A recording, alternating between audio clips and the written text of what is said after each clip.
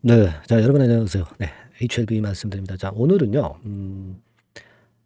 그 유동성 자금 있죠. 네. 유동성 자금. 네. 이것이 사실 그 신문 기사나 인터넷 기사를 보면은 상당히 많은 것으로 그렇게 나와 있는데요. 이 수치 부분에 대한 말씀을 제가 잠깐 이제 드리겠습니다. 여러분들이 그냥 기사만 보고 우리가 유동성이 굉장히 많구나 뭐 이렇게 생각할 것은 아니라고도 보는데, 뭐 그렇다고 해서 지금 HLB에 마이너스 요인이 발생했다 그렇게 말씀드리는 건 아니고요. 결국 이제 제가 말씀드리고 싶은 부분은 상업화 승인을 떠나서 승인을 일단 받고 상업화로 빅파마가 되기 위해서는 사실 또 엄청난 자금이 필요한데, 이 자금을 어디서 수취를 하느냐, 네, 이 부분을 우리가 잘 생각해 볼 필요가 있습니다. 이게 지금 뭐 제가 HLB에 그 디스하는 그런 말씀을 드리는 게 아니고, 그만큼 이제 해외 쪽에 자금이 엄청 들어올 개연성이 있다는 부분을 말씀을 좀 드리고 싶은 거예요. 예. 그러니까 요 부분을 한번 점검해 보는 그런 시간을 가져보도록 하겠고요. 여하튼 제가 좀 새로운 재료, 새로운 건, 네, 요 부분에 대한 말씀을 좀 드리겠습니다. 아시겠죠? 자, 그리고 영상 후반부에는 매집주에 대한 추천을 드리니까 요거 꼭 여러분들 신경 쓰셔서 대박 한번 내시기 바랍니다. 자, 말씀을 좀 드리는데, 여러분, 우리가 이 기사건을 한번 생각을 해볼 필요가 있다. 이렇게 저는 말씀을 좀 드리고 싶어요. 네, 뭐냐면은, 여기 이제 조금 확대를 해볼게요, 여러분. 자, 여기 확대를 제가 한번 했습니다. 자, 600억 우리가 CB건, 네, 이거 발행을 했잖아요. 이거 여러분 일단 날짜가 3월 8일 날 납입이 되게 돼 있어요. 3월 8일. 그러니까 이 대금이 납입이 안 될 것이다, 막 이렇게 예상하시는 분 계세요? 100% 납입이죠. 이건 100% 납입이 될 겁니다. 결국 이제 확인을 해보면 이제 아시겠지만, 뭐 조합이나 이런 나부레기 쪽의 기관이 아니라 유수의 국내 유수의 그 증권사들이 포함이 됐고 돈 많은 옷대들이 포함이 된 그런 상황의 시비입니다. 네, 요런 거는요, 거의 그 99.9%다 납입이 돼요.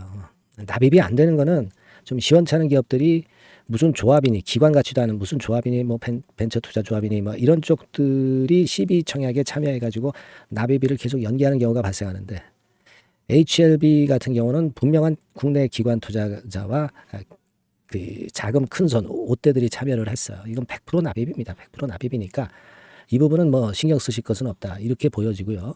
그리고 이제 600억 정도가 이제 들어오죠. 들어옵니다. 3월 8일에 들어오고, 기존에 그리고 자금이 있어요. 그죠?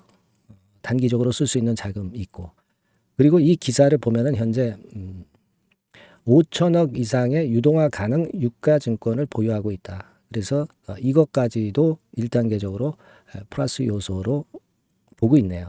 네. 이게 어떤 계정 과목에서 이런 것들이 나왔을까 하는 생각을 우리가 해볼 필요가 있습니다. 그러니까 토탈 뭐 지금 보면은 되게 한 5, 6천 원, 5, 6천억 뭐 이 정도의 현금이 있다, 막 그런 얘기를 하고 있는 거 아니겠어요? 여기 쭉 보시면 650억 이상의 현금 유동성과 5천억 이상의 유동화 가능 유가증권 보유. 그러면 한 5,600억이 일단 단기적으로 사용할 수 있다, 이 얘기 아닙니까? 5,600억. 자, 그게 우리가 사실인지 한번 검증을 한번 해보도록 하겠습니다. 예, 그거 한번 우리가 참고적으로 해볼 필요가 있죠. 그래서 우리가 이걸 한번 보겠습니다, 여러분. 유동 자산 항목에서요. 여기 뭐 비효동 자산도 있습니다만, 일단 유동 자산 항목에서 보면 여러분들 유동 금융 자산이라고 있죠. 네, 요거 작년 3분기 기준으로 말씀을 드리는 게 이게 72억. 그리고 현금성 자산이 1,380억. 그러면 한 1,450억 되죠. 그죠? 단기적으로 어떤 유동화 시킬 수 있는 게, 그러면 1,450억에다가 이제 한 600억 정도 또 들어왔잖아요. 그러면 한 2,100억 뭐 이렇게 되겠죠. 2,100억. 2,100억인데 어떻게 5,600억이나 있다고 그렇게 얘기가 나오느냐. 네, 이걸 좀 보면은요, 어떤 항목을 가지고 그렇게 얘기를 하는 걸까 생각을 해보면, 여기에 이제 비유동 자산이라고 있어요. 비유동 자산 항목에서 여기서 밑으로 쭉 내려가서 보시면 요거를 아마 플러스 시켜서 얘기하는 게 아니냐, 이런 생각을 합니다. 장기 금융자산 뭐 요거보다도 관계기업의 그 지분 관련해서 투자한 자산이 있잖아요. 그죠? 요거 한 2,400억. 그죠? 요거를 포함시켰다고 저는 봅니다.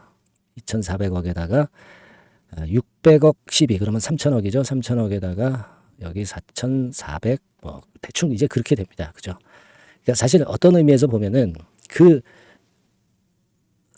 관계 기업 등 지분 관련 투자 자산은 이거는요. 사실 당장 우리가 이게 뭐 매각을 바로 해가지고 현금화하기가 조금은 어려울 수도 있는 부분이에요. 근데 요거까지 일단 포함을 시킨 것 같습니다.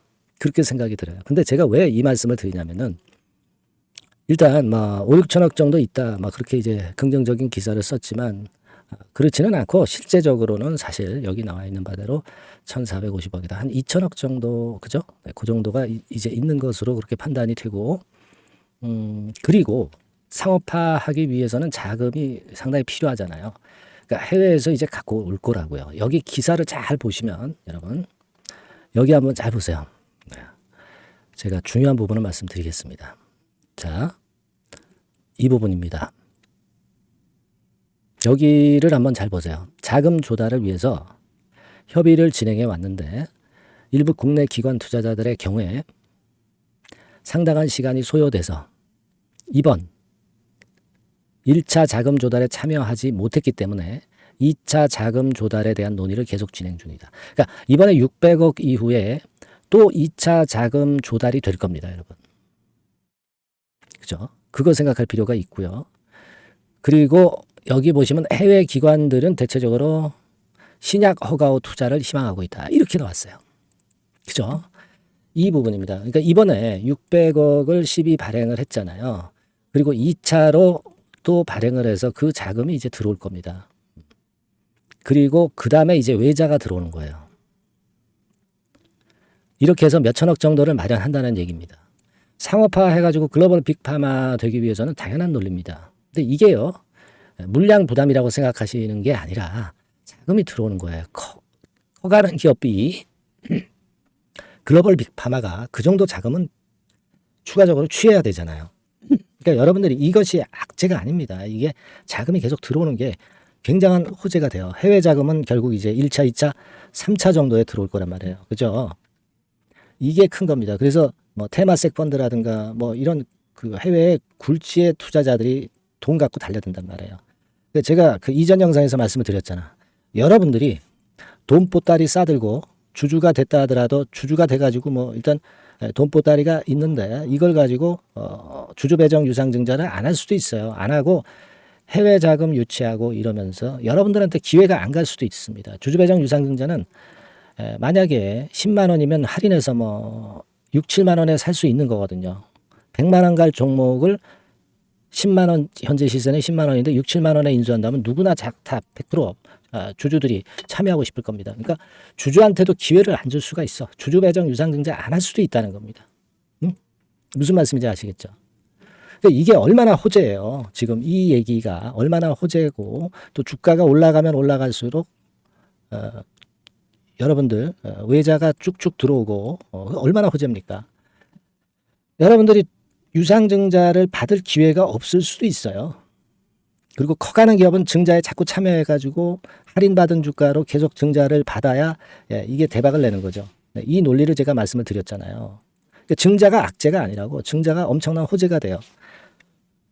글로벌 빅파마가 되는 기업들은 그 증자는 아주 굉장한 호재입니다.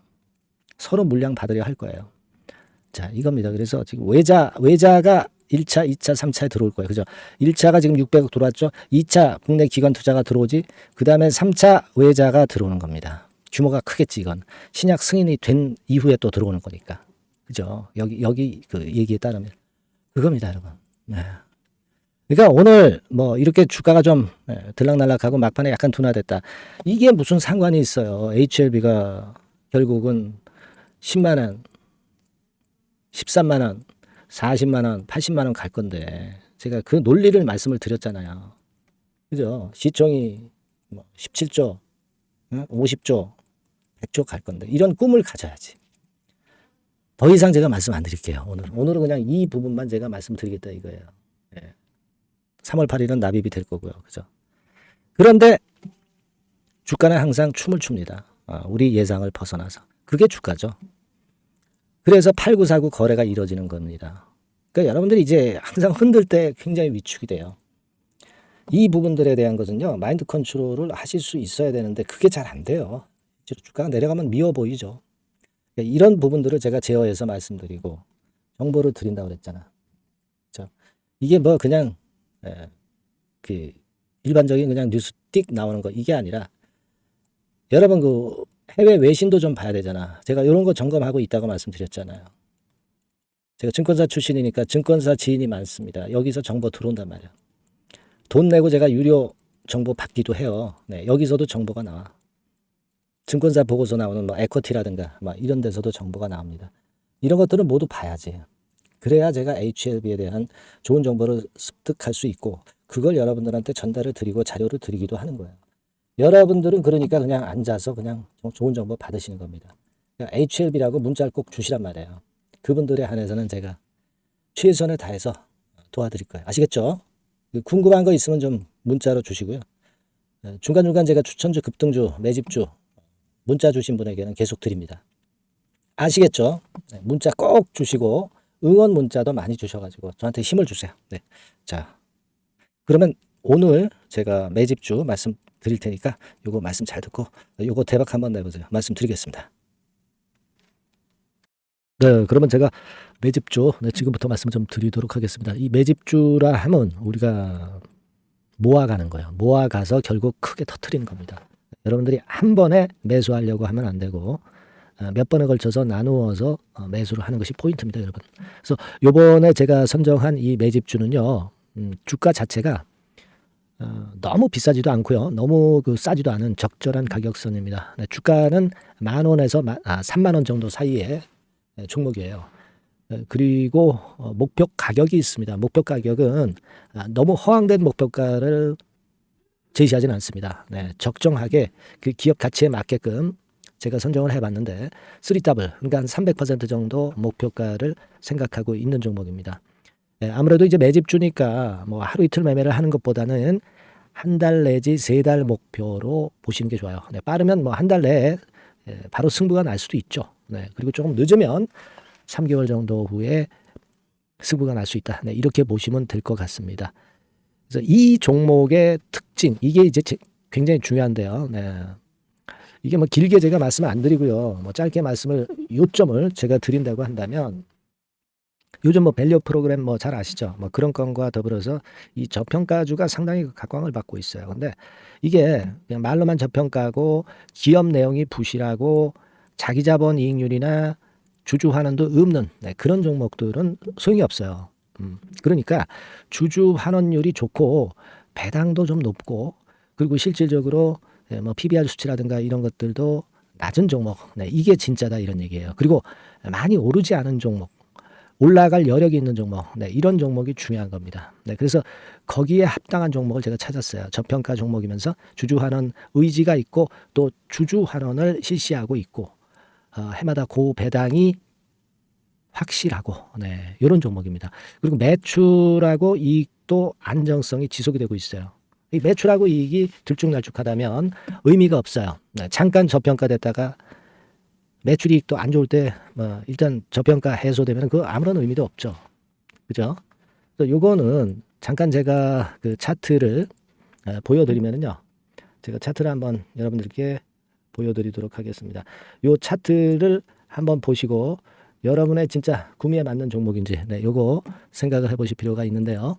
자, 요거죠. 매집주입니다. 매집주 제가 오늘 소개해드리고 있는 거고 이게 이제 일봉 차트나 월봉 차트는 아니고요. 뭐 주봉 차트입니다. 주봉 차트 최근에 불붙기 시작했어요. 밸류 프로그램 건으로 좀 불붙기 시작해서 또 많이 올랐다면 문제가 되지만은 많이 오르지 않은 그 모멘텀이 있다. 그리고 지금 보면 5주, 20주, 60주도 수렴을 하면서 정배열 패턴으로 주봉이 이제 시작되는 패턴이다. 그죠? 그래서 아마 주가는 새 역사를 지속해서 쓸 가능성이 좀 높지 않겠나. 이렇게 보고 있거든요. 요 종목에 여러분들이 주목할 필요가 있습니다.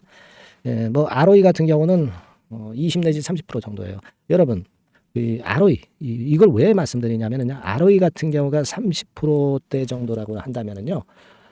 우리가 PBR 같은 경우가 대개 한 3배수까지 적정 주가를 보는 겁니다. 여러분 아시겠어요? 예, 그러니까 ROE가 30%라고 한다면 그 자산 가치가 만일 10,000원이다. 네, 그렇다고 한다면은 이게 30,000원 선까지 갈 수 있다고 보는 게 되게 기본적으로 ROE와 PBR과의 관계입니다. 네, 그걸 우리가 명확히 아시고 매매를 하셔야 돼요. 그리고 제가 아까도 말씀드렸죠. PBR이 물론 이제 0.45 내지 0.9배수에 속한 종목일 때 이 배당이 없으면 이건 주주 환원이 제대로 되고 있지 않다는 의미이기 때문에 배당하고 같이 봐야 돼요. 배당하고 자기 자본 수익률하고 같이 봐야 된다는 겁니다. 그 점 꼭 생각하셔야 되겠고 거기에 맞는 종목을 제가 추출을 한 겁니다. 그리고 퍼 배수 자체도 3 내지 7배 범위입니다. 자, 그렇기 때문에 이익성 면에서도 또 가치적인 면에서도 이익성 면에서도 모두가 좋은 조건에 해당이 된다는 얘기예요. 배당 그렇죠. 주주 환원 의지 있죠. 매출과 이익 안정성이 있죠. ROE 좋죠. 그렇죠? 자, 여러분 이 종목은 꼭 같이 하셔가지고 대박 한번 내시고 그런 매매를 좀 했으면 좋겠습니다. 자, 이 매집주를 원하시는 분들은요. 여러분들 제가 밑에 전화번호를 잠깐 보여드릴게요. 네, 자, 이 번호로 문자를 주시면 돼요. 네, 매집이라고 문자를 주시면 됩니다. 아시겠죠? 이 번호로 매집 간단하죠? 네, 여러분 매집이라고 문자 주시면 제가 이 종목 말씀을 바로 드릴 것이고 그리고 언제 사고 언제 파는 거냐 이런 것들 끝까지 제가 케어를 할 거예요. 추천만 해가지고 내팽겨쳐 두는 게 아니라 여러분들이 매도를 끝까지 할 때까지 케어를 할 겁니다. 네, 매집이라고 문자 주시는 분들에게는 최선을 다해서 케어를 하겠습니다. 아시겠죠? 여러분 감사합니다.